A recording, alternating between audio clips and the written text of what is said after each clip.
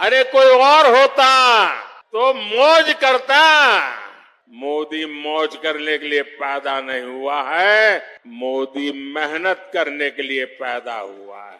मोदी मेहनत करने के लिए पैदा हुआ है। भाइयों बहनों, मैं आपको कह रहा हूं, आप मुझे 60 महीने दीजिए, 60 महीने मैं आपको सुख चैन की जिंदगी दूंगा, ये वादा करने आया हूं। भाई मैंने सिर्फ देश से 50 दिन मांगे हैं, 50 दिन।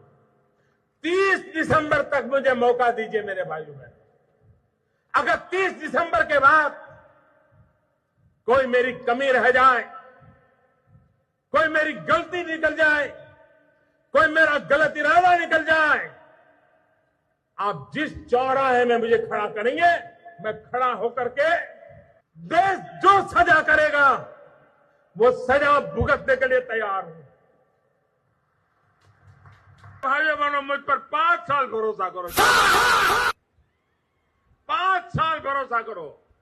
इन्होंने जितना लूटा है ना, मैं आपके चरणों में ला करके रख दूंगा। आने वाले 10 साल 2035 तक मैं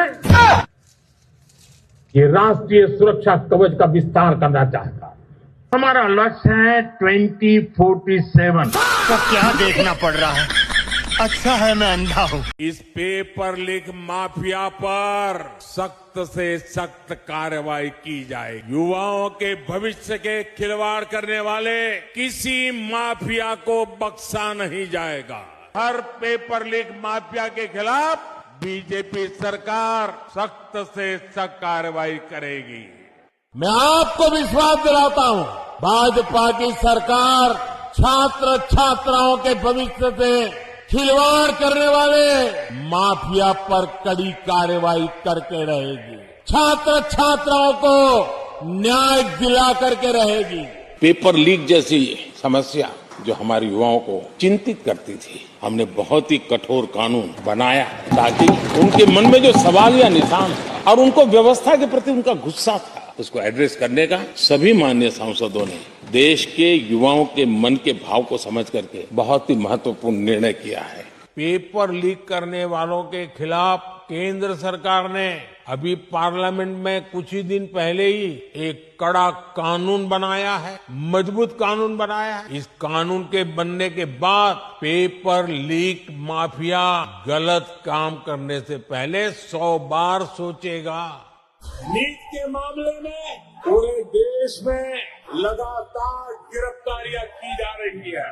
केंद्र सरकार पहले ही एक कड़ा कानून बना चुकी है। भाई हेलो, हाँ कोई बात नहीं, अभी मिला देंगे आपको।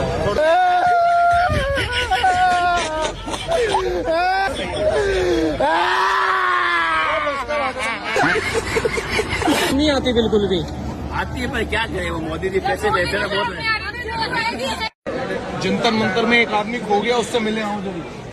ये आदमी खो गया जंतर मंतर में, सारे लोग इनको ढूंढ रहे हैं। मैम जाइए मोदी जी के तलवे चाट लीजिए, मोदी जी के तलवे चाट लीजिए।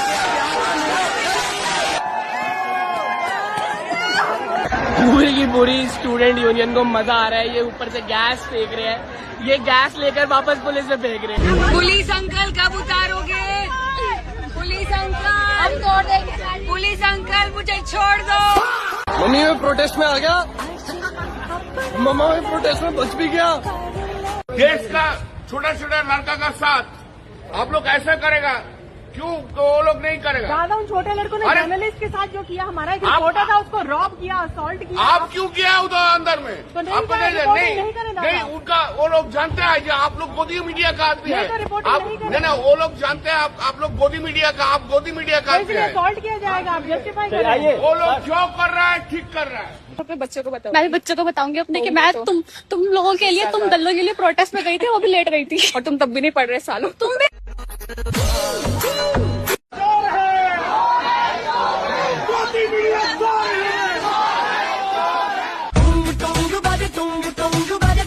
भाई साहब डायनासोर भी आ चुके हैं प्रोटेस्ट में।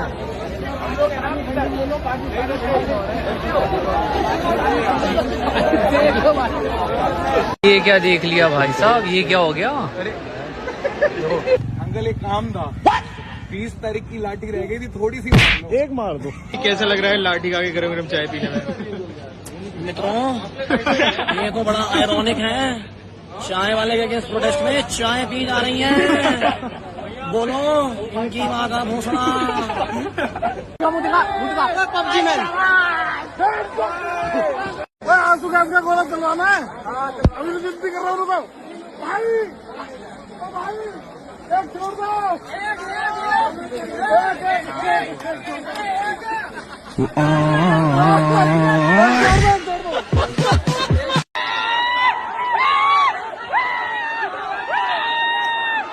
गांधी जी तक तो और इस्तीफा देना पड़ेगा धर्मेंद्र प्रधान को।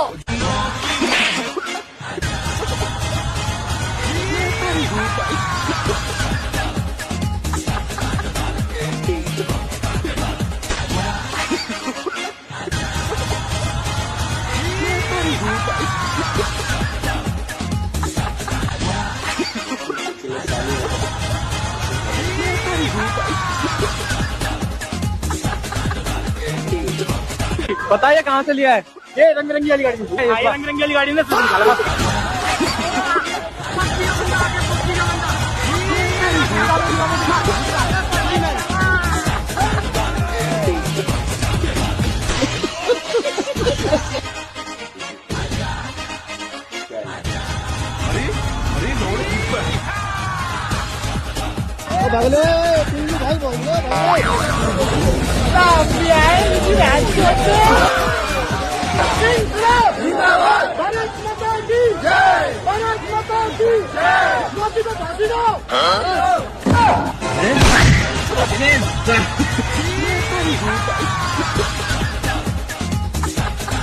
वैसे अगर ऊपर से देखा जाए तो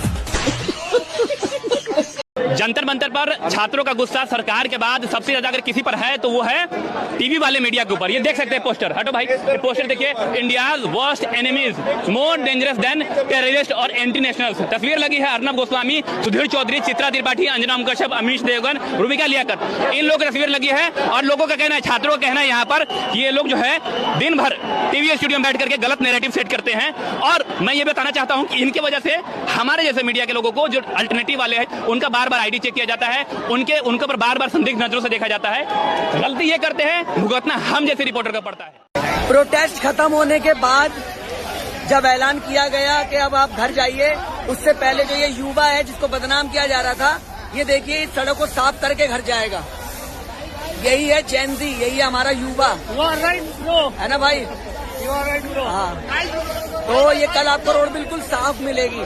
वक्त हो रहा है आपका 8 बजे और ये सब लोग सफाई में लगे हुए हैं, पूरे रोड साफ करके। बात है, सफाई की बात है, हमने तो धर्मेंद्र प्रधान को साफ कर दिया, तो गंदगी क्या है?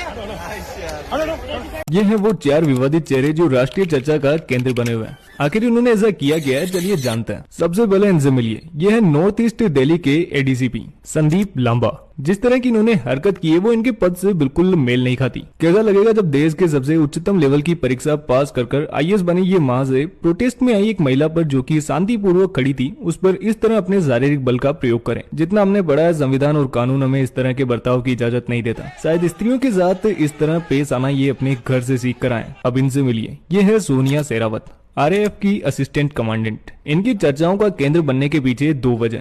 एक तो मीडिया के सामने सुनाई अपनी एक तरफा कहानी, और दूसरा उनकी ये इंस्टाग्राम स्टोरी पोस्ट, जिसे कुछ ही घंटों बाद इन्हें डिलीट करना पड़ता है। स्टोरी में एक उल्टा पड़ा कॉकरोच दिख रहा है और उस पर लिखा था, ये अपने आप को ठीक नहीं कर सकते और देश को ठीक करने चले हैं। मैडम, कम से कम ये लोग बदलाव लाने की कोशिश तो कर रहे हैं, और जो आप लोगों ने किया वो पूरे देश ने देखा है। अब चलिए इन महानुभाव से मिलते हैं। ये है एसएचओ नवीन राठी, विनोद नगर ईस्ट दिल्ली से। प्रोटेस्ट में किस तरह ये अपने लाठी डंडे का इस्तेमाल करता है मानना पड़ेगा। बड़ी अच्छी ट्रेनिंग दी है दिल्ली पुलिस ने इन्हें, अंदर के सारे जानवर को बाहर निकाल लाई। और ये है Anurag Kumar, new commissioner of Delhi police, जिन्हें प्रोटेस्ट के ठीक 3 दिन पहले 17 जुलाई को अपॉइंट किया जाता है सतीश गोलचा को रिप्लेस कर। सम रूमर सेज कि सेंट्रल गवर्नमेंट संसद चलो प्रोटेस्ट को लेकर पहले ही प्रेशर में आ चुकी थी और वो किसी ऐसे कमिश्नर को चाहती थी जो कि उनके दिखाए पद चिन्हों पर चले, और जिस तरह इन्होंने प्रोटेस्ट को हैंडल किया वो काफी हद तक इस रूमर को सच करते नजर आता है। दिल्ली पुलिस और आरएएफ का देश के युवाओं के प्रति जो बर्ताव था वो असहनीय है। पुलिस के पास यूनिफॉर्म नहीं है, यूनिफॉर्म है तो उन पर नेम बैजेस नहीं है, पर हाँ एक चीज सबके पास जरूर थी,